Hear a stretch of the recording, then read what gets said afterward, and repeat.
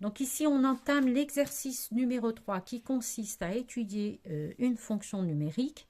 Donc cette année, plutôt dans ce sujet ne comporte pas d'exponentielle, contrairement au dernier sujet. Donc rien de plus simple. Par contre ici, on a toujours les pièges de déterminer la valeur de f' de 1 et f de 1. Donc faites attention. F de 1, c'est l'image de 1 par f.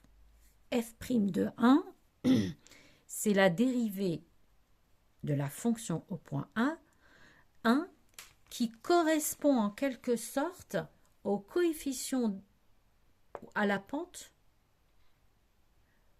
de la tangente qui touche la courbe CF au point A. Donc, faites attention à ce genre de questions.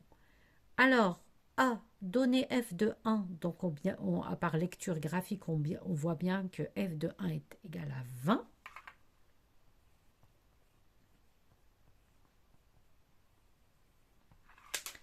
F' de 1, c'est le coefficient, ou bien c'est la pente de la droite, de la tangente qui touche la courbe en A.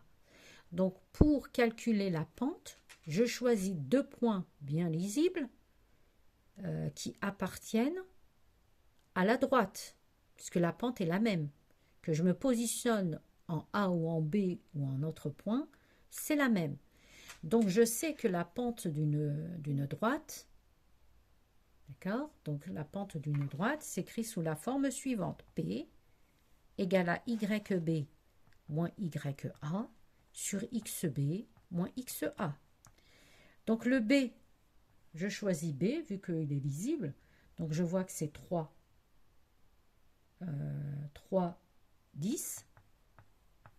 A, c'est 20, c'est plutôt 1, 20. Et bêtement, YB, je viens chercher YB, c'est 10. YA, c'est 20. XB, c'est 3, moins 1. Et là, j'ai bien moins 10 sur 2 qui est égal à moins 5. Donc f' de 1 égale moins 5. Justifier que l'équation réduite de la tangente TA à CF au point A est égale à cette expression. Donc rien de plus facile, on a l'expression d'une tangente. Donc là, je peux faire une lecture graphique et rapidement trouver cette expression, mais vu que le point d'intersection ici de la droite avec l'axe des ordonnées n'est pas lisible, donc je vais calculer l'expression de la tangente grâce à cette formule. Donc j'ai y est égal à f' de a x moins a plus f de a. F' de a, on avait bien dit que c'était moins 5. X au point A, c'est 1 plus f de 1. On a tout calculé au préalable. Donc, j'ai moins 5 fois x plus 5 plus 20. Et j'ai bien moins 5x plus 25. Y. Donc, c'est l'équation de la tangente au point A. On vous demande de calculer la dérivée de cette fonction. Donc, on nous donne f de x égale à 4x au carré. Donc là, rien de plus facile, hein, c'est u sur v. Elle se présente sous la forme de u sur v, avec x différent de 0, bien sûr. Et on vous demande d'étudier les variations de 0 à plus l'infini seulement. Donc faites attention, ne faites pas juste de... nous, on va faire de moins l'infini à plus l'infini, et puis on va faire une restriction. Mais faites attention, 0, c'est une valeur interdite. Donc, f de x s'écrit sous la forme u sur v. Vous mettez tout. Je pose u égale à 4x au carré plus 7x plus 9. Donc, u' égale à 8x plus 7. Je pose v égale à x, donc v' égale à 1. La dérivée de ce genre de fonction, c'est v carré, v fois U' moins UV'. Donc, je mets directement, je viens chercher le V. C'est X. U', c'est 8X plus 7. Faites attention au moins, j'ouvre une parenthèse. V' c'est 1. Et U, c'est tout le 4x carré plus 7x plus 9 sur x au carré. Je réduis l'expression, j'ai 8x au carré plus 7x moins, c'est pour tout la parenthèse, moins 4x au carré, moins 7x moins 9 sur x au carré. Je fais un peu le ménage, donc j'ai 8x au carré moins 4x au carré, 4x au carré. 7x et 7x vont disparaître et donc j'aurai moins 9 sur x au carré. Je reconnais l'identité remarquable, la troisième identité remarquable, a carré moins b carré qui est égal à a moins b fois a plus b, avec a carré qui est égal à 4x au carré, donc a égale à 2x, et je reconnais b carré qui est égal à 9, donc b égale à 3. Donc j'applique bêtement la formule, j'utilise l'identité remarquable, et j'obtiens f de x qui est bien égal à 2x moins 3 fois 2x plus 3. Donc notre fonction, ici, notre dérivée va s'annuler en 2 points. Donc vu qu'on l'étudie juste de 0 à plus l'infini, donc il n'y aura qu'un seul point qui sera considéré, qui sera retenu. Mais on va le faire quand même. Hein. Donc on va faire de moins l'infini à plus l'infini. On ne va pas faire de restriction pour le moment. Donc j'ai moins l'infini plus l'infini. Le 0 est une valeur interdite. La dérivée s'annule en 2 points, en moins 2 tiers et plus 2 tiers. Donc là, j'ai 2x moins 3. Je vais faire un tableau. Donc il est trop grand mon tableau, je pense que vous ne voyez pas trop. Je vais remettre un petit tableau, parce que là, on ne voit pas. Allez, je remets un tout petit tableau. Donc j'ai 2x moins 3. 2x plus 3. J'ai la valeur de x au carré. Vous mettez tout, hein, c'est pas grave. J'ai f' de x et f de x. Hop. Ça, c'est les variations. Donc, de moins l'infini à plus l'infini, en passant par 0 qui est une valeur interdite. Donc, je vais le... Donc, 0 annule x au carré, rend interdit la dérivée, et un mur infranchissable pour f de x. C'est pour ça que je vais mettre les deux barres. 2x moins 3 s'annule en 2 tiers et moins 2 tiers. Donc, n'est pas concerné. Il annule f' de x et ça sera un extrémum pour la fonction. 2x moins 3, donc j'ai fini avec. Donc le 0, hop. 2x plus 3 s'annule en moins 2 tiers. Il annule la dérivée. Et ça sera un extrémum pour notre fonction. 2x moins 3, négatif, négatif pour des valeurs inférieures à 2 tiers, positif. La même chose, hein, on sait faire ici hein, en première, normalement.